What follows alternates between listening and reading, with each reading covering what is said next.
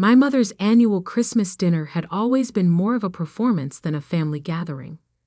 The crystal chandelier casting its golden glow over the mahogany dining table, the fine china plates perfectly arranged, the expensive wine poured into delicate glasses. It was all part of her carefully orchestrated show of family perfection. But this year was different. The usual tension that simmered beneath our polite smiles had turned into something heavier, darker. Grandma Rose's empty chair at the head of the table seemed to mock our pretense of normalcy. "Sarah, darling, how's the hospital?"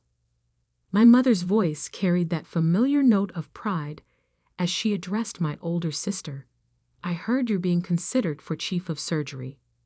I took a slow sip of water, already knowing what would come next. Sarah's achievements had always been the centerpiece of these family dinners, each accomplishment displayed like another jewel in my mother's crown. "Actually, Mom," Sarah's perfectly manicured fingers tapped against her wine glass, her engagement ring catching the light. "I got the position last week. Youngest chief of surgery in the hospital's history." The table erupted in congratulations. My father beamed, my mother dabbed at her eyes with an embroidered napkin, and my younger brother Michael, the successful corporate lawyer, raised his glass in a toast. "To Sarah," he announced, continuing the Bennett family legacy of excellence. I stared down at my untouched dinner, fighting the urge to point out that saving their struggling investment firm last year through my anonymous consulting work was also quite an achievement. But they didn't know about that, just like they didn't know about my thriving international business consultancy or the fact that I'd helped 3 Fortune 500 companies avoid bankruptcy in the past year. No, to them, I was still just Olivia, the disappointment, the black sheep who'd refused to follow the prescribed path of medicine or law, the daughter who'd walked away from a promising position at their investment firm to start her own business. "And what about you, Olivia?" My mother's voice cut through my thoughts. "Still doing that. What do you call it? Freelance work?" The way she said freelance made it sound like I was selling handmade crafts at local fairs, rather than running a multi-million-dollar consultancy. "I'm doing fine, Mother." I kept my voice neutral, years of practice helping me maintain my composure. "Fine." Sarah's perfectly plucked eyebrows rose. "At your age, you should be more than just fine. Remember when you left the firm? Dad gave you such a wonderful opportunity, and you just threw it away." I remembered that day clearly. I discovered serious discrepancies in the firm's accounting, tried to warn my father, but he dismissed my concerns. 2 years later, those same issues nearly bankrupted them. I'd stepped in anonymously through my consultancy to save them, but they never knew. "Sarah's right." My mother sighed dramatically. "If only you'd listened to us, you could have had a real career by now. Instead," she gestured vaguely at me, as if my entire existence was somehow lacking. Speaking of real careers, Michael chimed in, straightening his designer tie. "My firm just landed the Maxwell account. $3 billion in assets."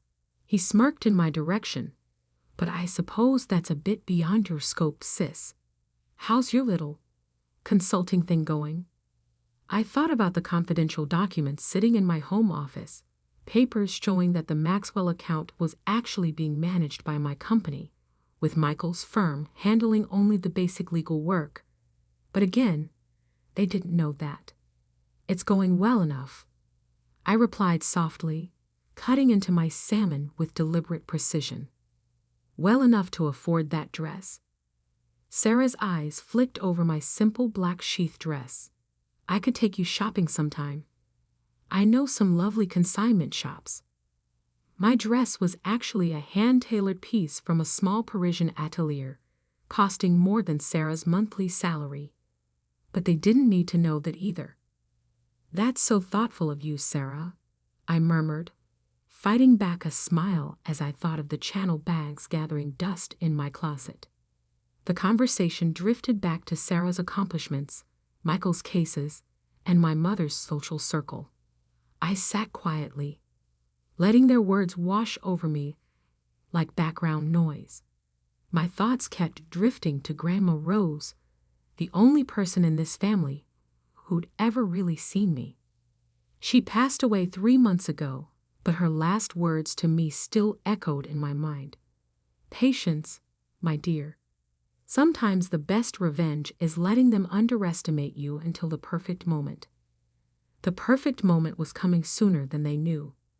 Tomorrow morning, the family would gather at Mr. Harrison's office for the reading of Grandma's will.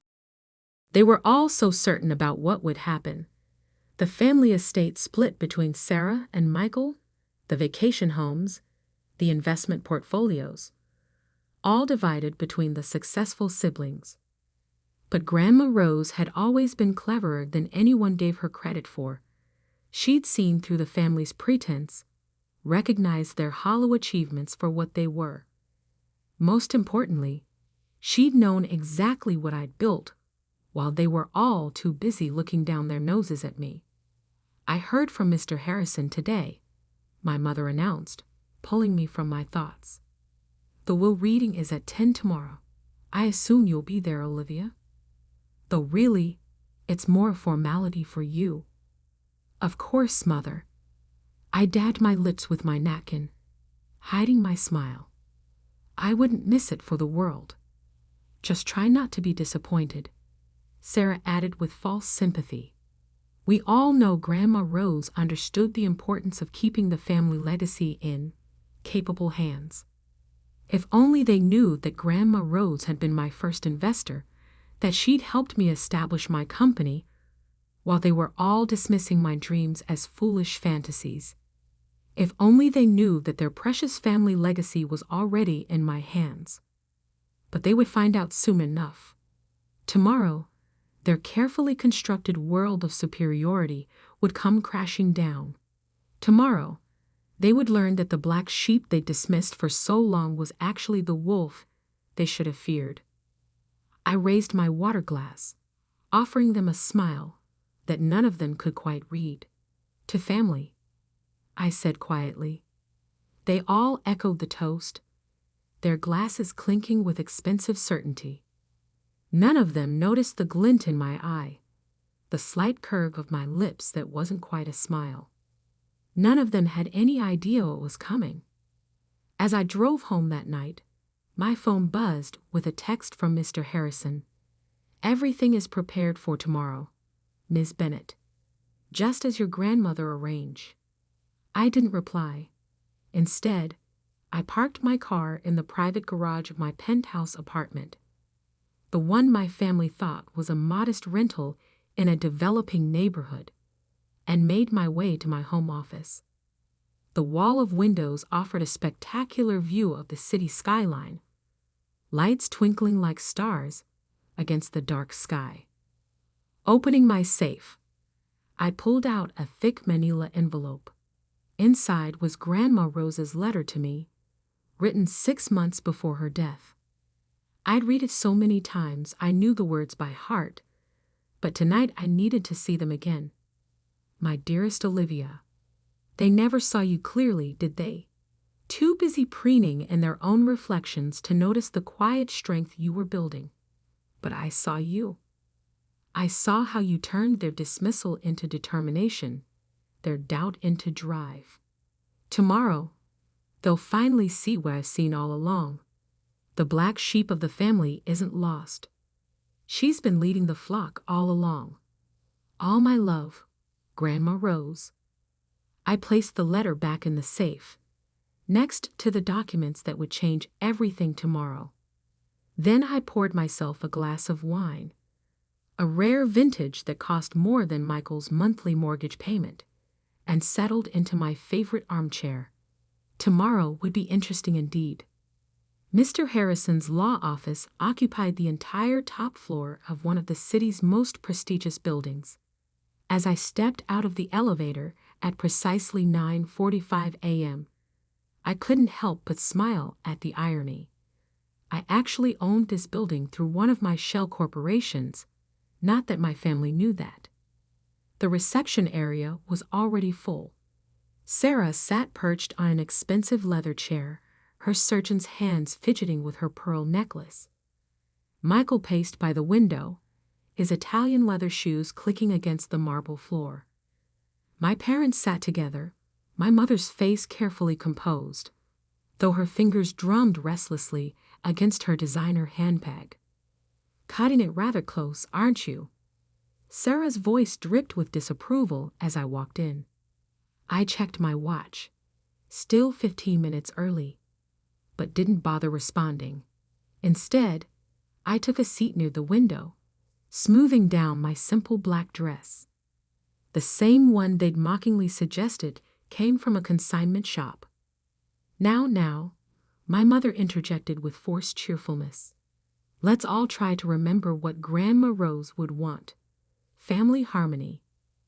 Michael snorted. "Family harmony? Please, Mother. We all know why we're here. The family estate needs proper management, and some of us," his eyes flickered meaningfully toward me, "clearly aren't equipped for that responsibility." Before I could respond, Mr. Harrison's assistant opened the conference room doors. "The family may enter now." We filed in like actors taking our places on stage. The conference room was impressive, all dark wood and leather, with floor-to-ceiling windows offering a panoramic view of the city.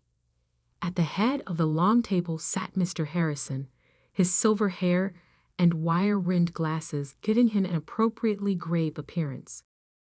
"Good morning, everyone," he began, his voice carrying the weight of 40 years of legal practice.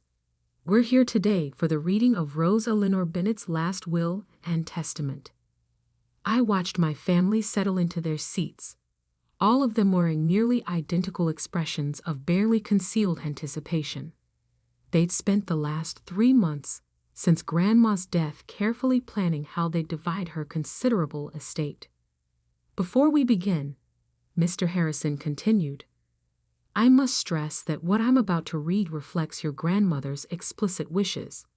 She was—" He paused, his eyes meeting mine for a brief moment, "very specific about certain conditions."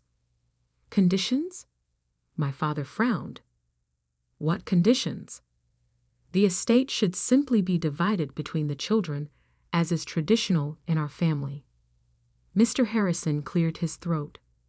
"Perhaps it's best if I simply read the will." He opened a thick leather portfolio and began. "I, Rose Eleanor Bennett, being of sound mind and body, declare this to be my last will and testament." The initial paragraphs were standard legal language. I watched my siblings grow increasingly impatient, Michael checking his watch, Sarah tapping her perfectly manicured nails against the table. Then came the part they'd been waiting for. "Regarding the distribution of my estate, valued at approximately $48 million. Sarah sat up straighter. Michael stopped checking his phone. "I hereby declare that the entire estate, including all properties, investments, and assets, shall be placed under the sole control of my granddaughter, Olivia Bennett." The silence that followed was absolute. You could have heard a pin drop on the thick carpet. "What?" Sarah's voice came out as a strangled whisper. Mr. Harrison continued reading, his voice steady. "However, Olivia will have the authority to distribute portions of the estate to other family members, if and only if she deems them worthy. Her decisions in this matter shall be final and binding." "This is ridiculous," Michael exploded, jumping to his feet. "She can't do this." "I assure you, she can and did," Mr. Harrison replied calmly. "Furthermore, there's more." My mother had gone pale. "More?" "Yes," the will continues. "To ensure my wishes are carried out, I have arranged for all family trust funds, including those previously established for Sarah and Michael Bennett, to be transferred under Olivia's control, effective immediately. The chaos that erupted was exactly what I'd expected. Sarah burst into tears, her perfect makeup beginning to run. Michael started shouting about contesting the will. My mother looked like she might faint. My father stood up, his face red with anger. This is preposterous. Olivia doesn't know the first thing about managing this kind of wealth. She runs a small consulting business, for God's sake. I finally spoke, my voice quiet but clear. Actually, Father, there's something you should know about that small consulting business. Mr. Harrison handed me a folder. I opened it, laying out several documents on the table. Phoenix Global Consulting Group, I began, watching their faces. Ever heard of it? Michael scoffed. Of course. They're one of the largest financial consulting firms in the world. They're the ones who saved Dad's company last year when... His voice trailed off as realization began to dawn. When it was about to go bankrupt, I finished for him. Yes, I know. I'm the one who arranged that bailout. What are you talking about? Sarah demanded. I'm the founder and CEO of Phoenix Global, I said simply. Have been for the past 8 years. Grandma Rose was my first investor. The silence that followed was deafening. My mother's hand flew to her throat, clutching her pearls. My father had gone from red to white, all the blood draining from his face. That's impossible, Michael stammered. Phoenix Global is worth just over $3 billion. I finished for him. Which makes Grandma's $48 million estate seem rather modest in comparison, doesn't it? Sarah's tears had stopped abruptly. But you live in that small apartment. You wear these simple clothes. I couldn't help but smile. That small apartment is a penthouse that costs more than your house, Sarah. And this simple dress? It's custom made by the same designer who refuses to sell to you because you were rude to his staff last year. Why? My mother whispered. Why didn't you tell us? Would you have believed me? I asked quietly. You were all so convinced I was a failure, so certain I couldn't succeed without following your prescribed path. It was easier to let you think what you wanted. And Grandma knew. My father's voice was barely audible. She knew everything. I confirmed. She watched all of you dismiss me, underestimate me, mock my choices, and she watched me build something far beyond what any of you have achieved. Mr. Harrison cleared his throat. There's one final part of the will I need to read. Everyone turned back to him, still shell-shocked. To my family, he read, I leave you with this lesson.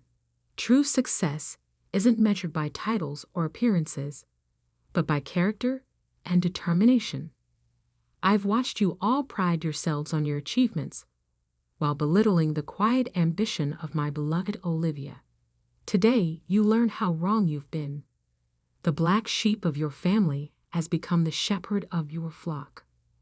I stood up, gathering my papers. Mr. Harrison will provide you all with documents detailing the new financial arrangements. I suggest you review them carefully. Your trust funds will remain intact, but there will be conditions. Conditions? Michael's voice cracked. What conditions? I paused at the door, turning back to face my family. These people who had dismissed me for so long, who were now staring at me like they'd never seen me before. That's for me to decide, I said quietly. After all, I'm no longer the black sheep you can ignore. I'm the one holding the purse strings now. As I walked out of the conference room, I heard Sarah burst into fresh tears, Michael start swearing, and my mother call my name. But I didn't look back. In the elevator, I pulled out my phone and opened my banking app. A new notification popped up. Trust fund transfers complete. Everything had changed. But this wasn't about revenge. It was about justice. About finally being seen for who I really was. Grandma Rose would have been proud. The next few weeks were exactly what I'd expected. A storm of desperate attempts to regain control. My phone buzzed constantly with messages from family members, each one more manipulative than the last. From Sarah, "Olivia, we need to talk. I know we've had our differences, but we're still sisters. You can't just cut us off like this." From Michael, "This is completely unfair. I have commitments, investments. I need access to my trust fund." From Mother, "Darling, please. What will people say? The country club is already buzzing with rumors. We need to present a united front." I read each message but didn't respond. Instead, I focused on my work, steering Phoenix Global through a major merger while simultaneously restructuring my family's finances. It was during one of these late nights at the office that my assistant, Lisa, interrupted me. "Miss Bennett, your sister is here." I looked up from my computer screen. Through the glass walls of my corner office, I could see Sarah standing in the reception area. Gone was her usual air of superiority. She looked smaller somehow, uncertain in a way I'd never seen before. "Send her in." Sarah's eyes widened as she took in my office. The spectacular city view, the elegant furnishings, the clear symbols of power and success she'd never imagined I possessed. "This is quite something," she managed, sinking into one of the leather chairs across from my desk. "What do you want, Sarah?" She flinched at my directness. "I've been doing a lot of thinking since the will reading, about how we treated you, about all the things we never knew." "You mean all the things you never bothered to ask about," I corrected quietly. "Yes," she whispered. "That too." She took a deep breath. "The hospital board is reviewing my position as chief of surgery. Apparently, some questions have been raised about certain decisions I made." I nodded. I knew all about those decisions, the corners she'd cut, the favors she'd called in, the qualified candidates she'd pushed aside to secure her position. "And you're here because?" "Because I need your help," she admitted, her voice cracking. "Not just with money, but with everything. I've built my whole life on appearances, on what Mother and Father expected. I don't know who I am without that." I studied my sister's face, seeing for the first time the cracks in her perfect facade. "Do you know why Grandma Rose invested in my company?" Sarah shook her head. "Because I showed her a real business plan. Not a name or a title or a designer outfit. Actual substance. She taught me that true success isn't about impressing others. It's about building something meaningful." Tears started rolling down Sarah's cheeks, smearing her expensive mascara. "I never knew her like you did I? I was too busy trying to be perfect." "No," I agreed. "You didn't." I opened my drawer and pulled out a folder. "This contains two things. First, a complete audit of your decisions at the hospital. Second, a plan to correct those mistakes, ethically and legally." Her hands trembled as she took the folder. "Why would you help me after everything?" "Because Grandma Rose didn't make me the executor of her will for revenge. She did it to teach this family a lesson about value. Real value." The next visitor came 3 days later. Michael stormed into my office unannounced, his face red with anger. "You've frozen all my accounts," he shouted. "Do you have any idea what this is doing to my reputation?" I calmly looked up from my computer. "Sit down, Michael." "I will not." "Sit." Down. Something in my voice made him comply. I pulled up a document on my screen and turned the monitor toward him. Do you recognize this? His face went pale. It was a detailed report of every client he'd overcharged, every corner he'd cut, every ethical line he'd crossed in his pursuit of success. How did you? I know everything, Michael. Every shortcut, every lie, every client you've cheated. Did you really think I wouldn't investigate before taking control of the family's finances? He slumped in his chair. What are you going to do? That depends on you. I have a proposal, one that involves you actually earning your success for a change.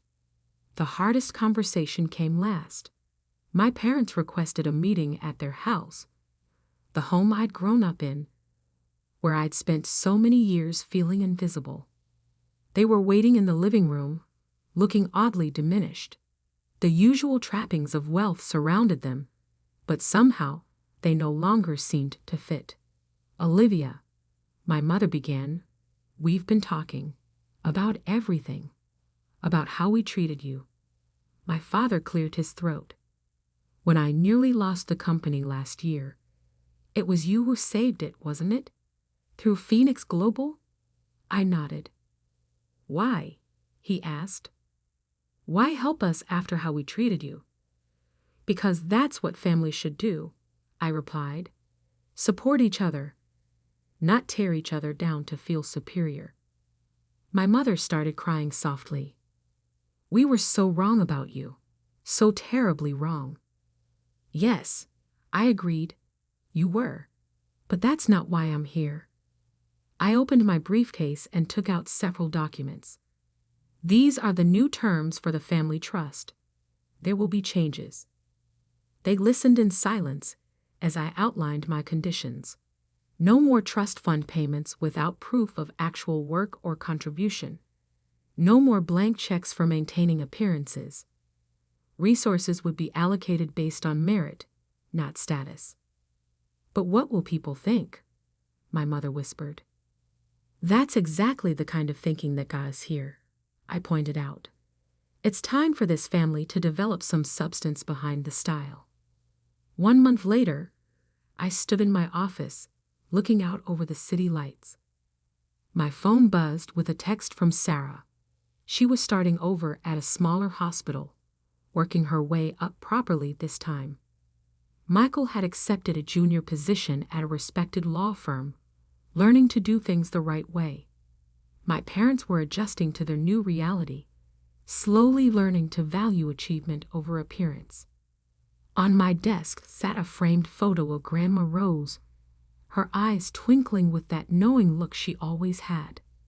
Next to it lay her final letter to me, the one I'd only opened after the will reading.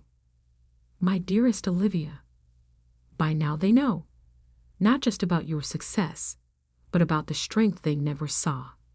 Use this power wisely. Not for revenge, but for redemption. Sometimes the black sheep becomes the shepherd not to punish the flock, but to guide them to better pastures. You've built something remarkable, my dear. Now help them build something real of their own. All my love, Grandma Rose. I smiled, touching the letter gently. She had known exactly what she was doing, setting up this elaborate lesson. It was never about the money. It was about forcing my family to finally see the truth about success, value, and what really matters. My phone buzzed again. A message from Sarah. Meeting for coffee tomorrow? I could use some advice about this new position. I texted back, yes. And Sarah? Wear whatever you want. No designer labels required. Looking out at the city lights, I felt at peace. The black sheep had indeed become the shepherd, but not to lord over the flock, to lead them toward something better, something real. Grandma Rose would have liked that.